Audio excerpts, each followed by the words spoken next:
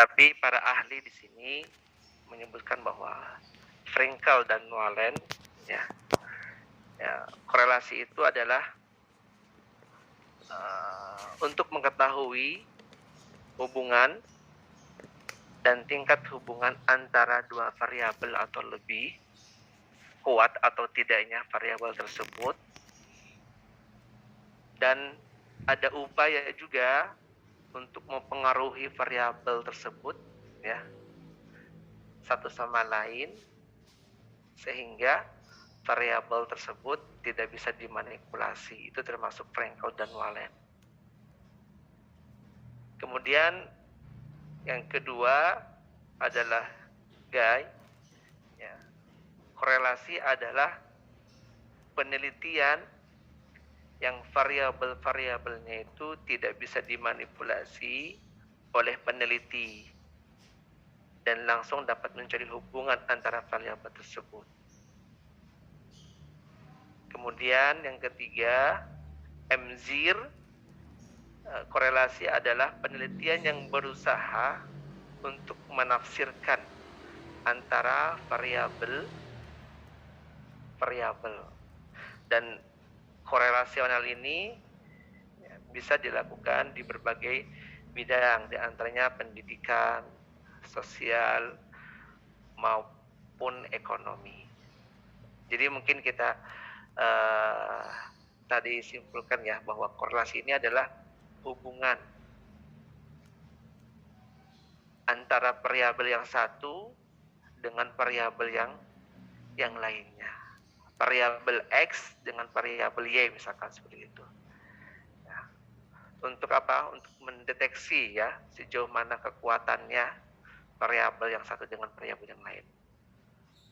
Hubungannya bagaimana?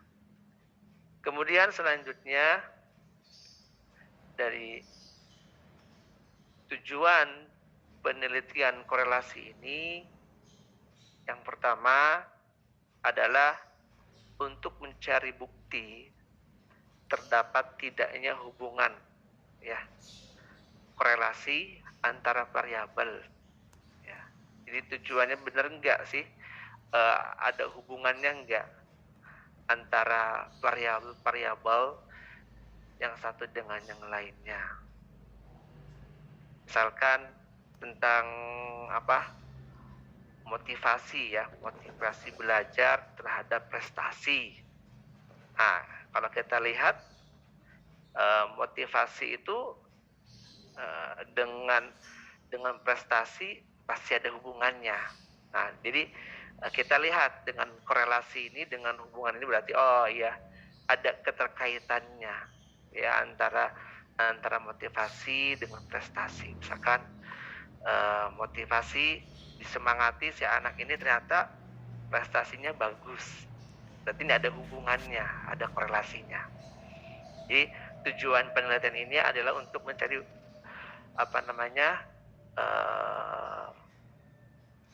hubungan antar variabel.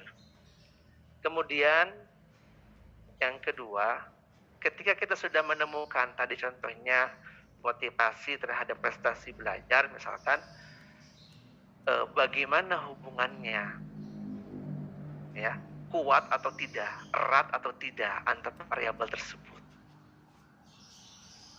Ya, seperti itu.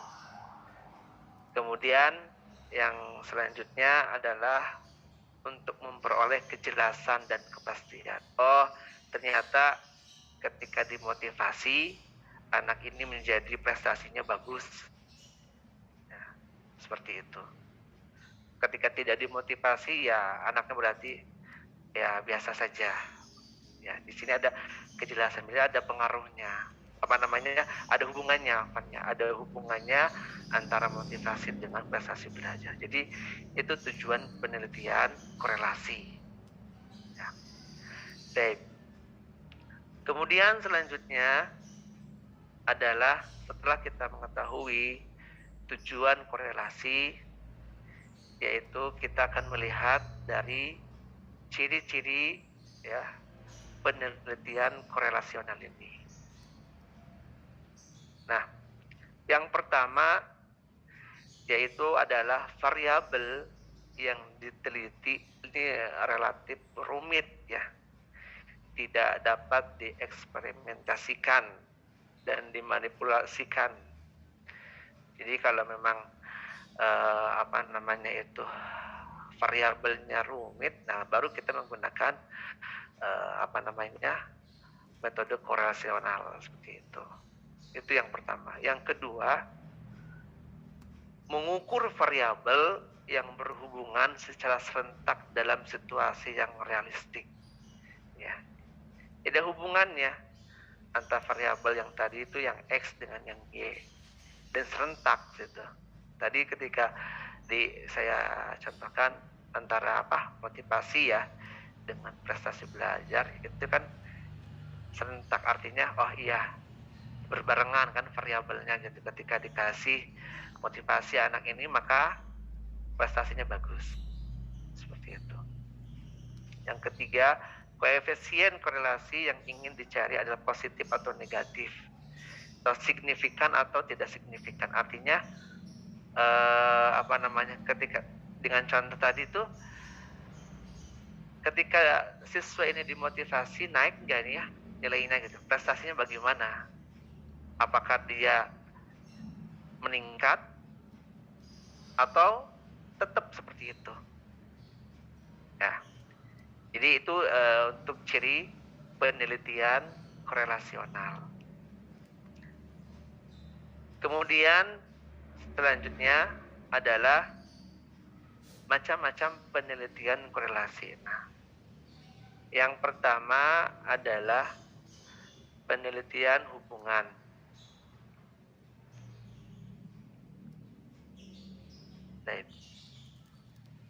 Penelitian hubungan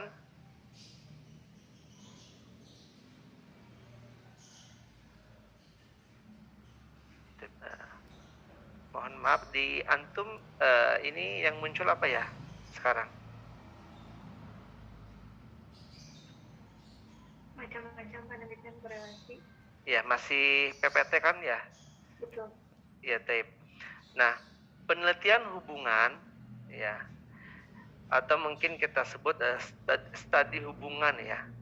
Nah, ini dilakukan dalam usaha mendapatkan pemahaman dari variabel-variabel atau faktor-faktor yang berhubungan dengan faktor yang lainnya ya, yang sifatnya kompleks. Dan penelitian hubungan ini juga dapat memberikan arah penelitian untuk melanjutkan pada studi eksperimental atau komparatif ya. Ini ada hubungan. Bahkan penelitian hubungan atau studi hubungan ini bisa memberikan gambaran pada seorang peneliti mengenai mengenai tingkat hubungan antara sepasang variabel atau lebih ya dalam satu penelitian. Gimana hubungannya itu variabel X tadi dengan variabel Y itu. Dan studi ini sangat penting ya, digunakan ketika seorang peneliti membutuhkan atau meneliti mengenai suatu hubungan sepasang variabel yang berbeda namun dalam waktu yang sama. Nah, itu untuk penelitian ya hubungan, studi hubungan. Kemudian yang kedua dari macam-macam studi macam-macam penelitian korelasi ini adalah penelitian prediksi. Nah, penelitian prediksi ini adalah dilakukan untuk memudahkan dalam pengambilan suatu simpulan mengenai individu atau pada pemilihan individu. Dan penelitian prediksi juga dapat berguna untuk menguji hipotesis dan menentukan validitas prediktif. Ya, maksudnya menguji hipotesis itu adalah menguji hipotesis teoretis variabel yang dipercaya untuk menjadi prediktor. Seperti itu. Nah, penelitian prediksi ini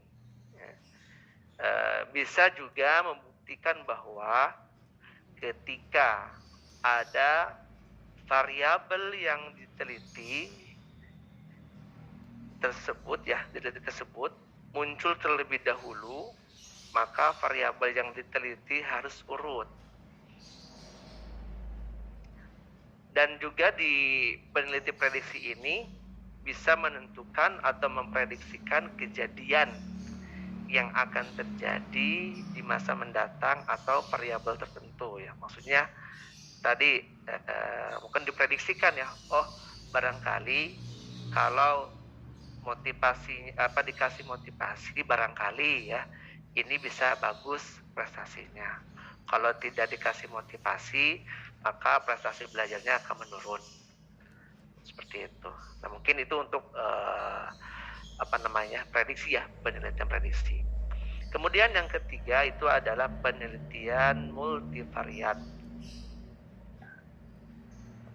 Nah, penelitian ini ya memiliki variabel yang jumlahnya mungkin 3 atau lebih ya dalam penelitian. Dan penelitian ini dilakukan untuk mengukur dan menyelidiki tingkat hubungan ya, hubungan yang terdapat pada variabel-variabel yang dikombinasikan seperti itu.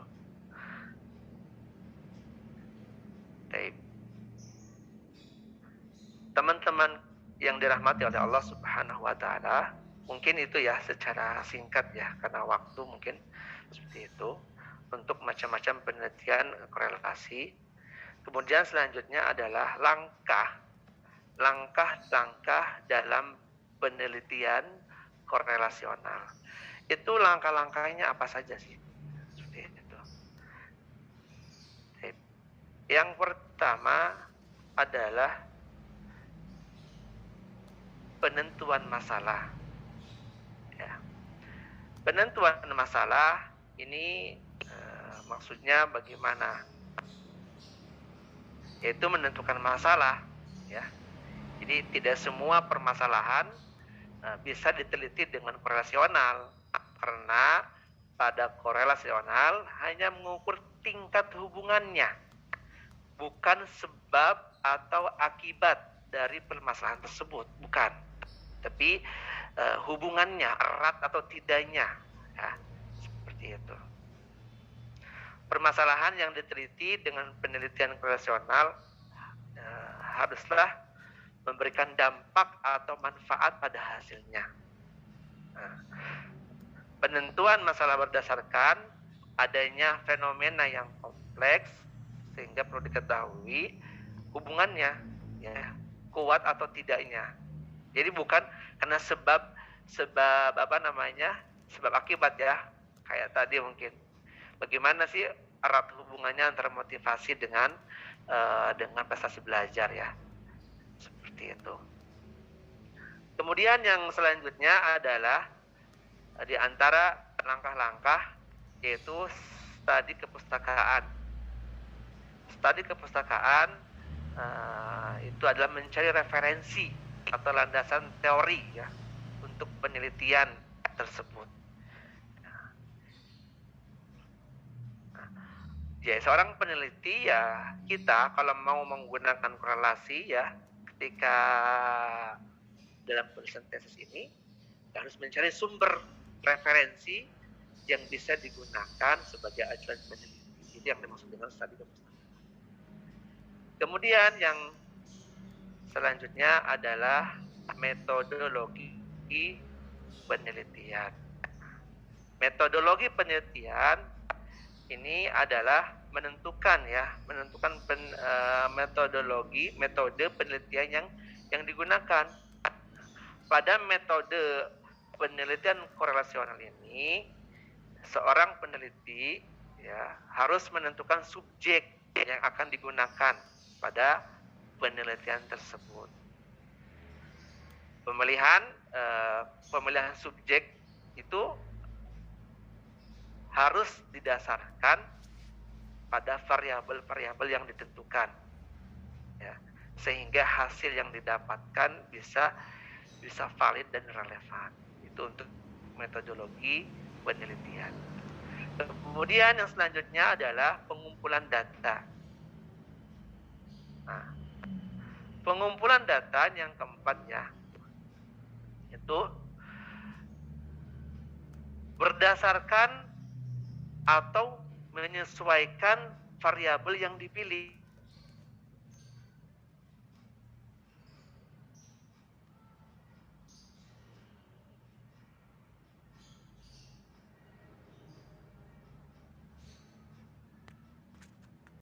Ya.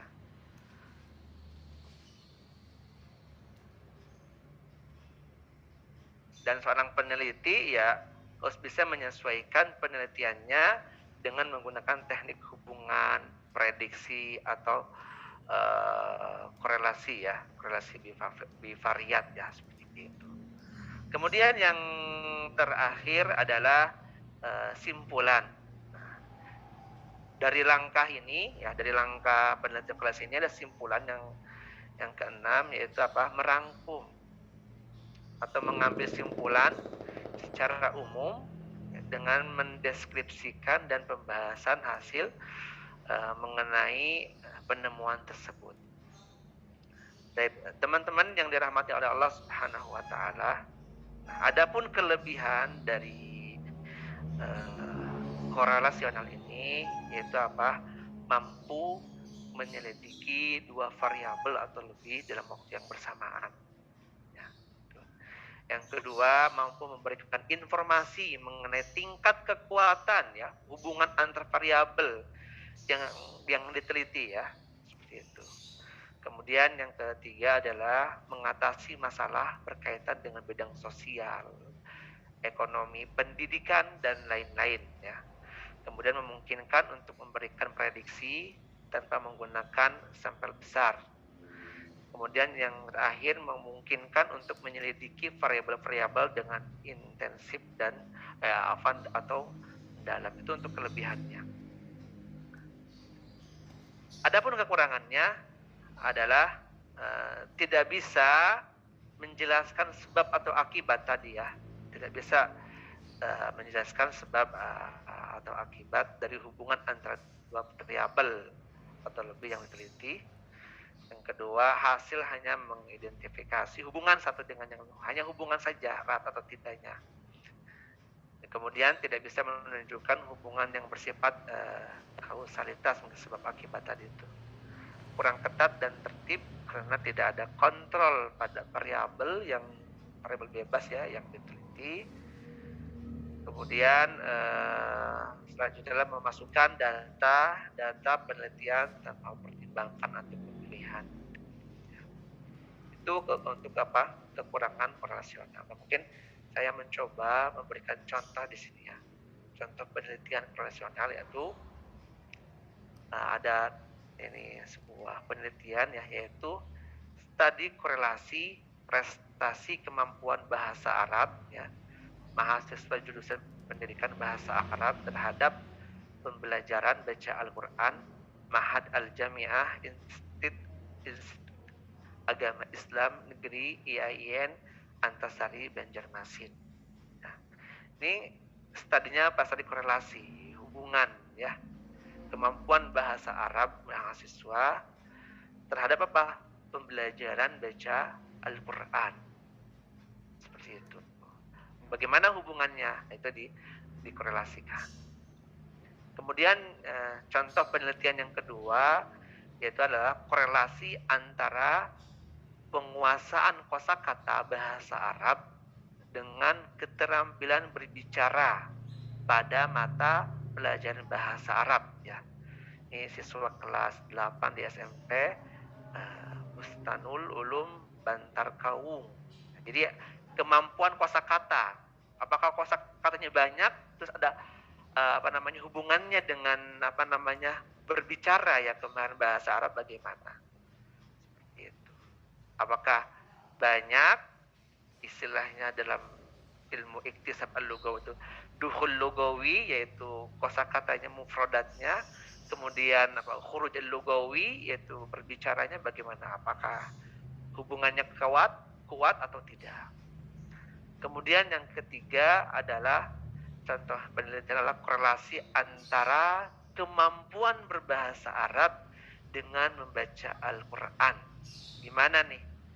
Nah, apakah ada hubungannya ya? Kuat atau tidak gitu? Kemampuan bahasa Arab dengan membaca Al-Quran. Apakah si siswa ini ketika dia pandai bahasa Arab, apakah semakin girah untuk membaca Al-Quran semakin tinggi, semakin penasaran, atau bagaimana? Ya, mungkin itu teman-teman yang dapat saya sampaikan. Jazakumullah khairan ala husni istimaikum wa barakallahu fikum, syukran lakum, dan mungkin kita lanjutkan ke pemateri selanjutnya ya Ustadz, mungkin seperti itu. Nah,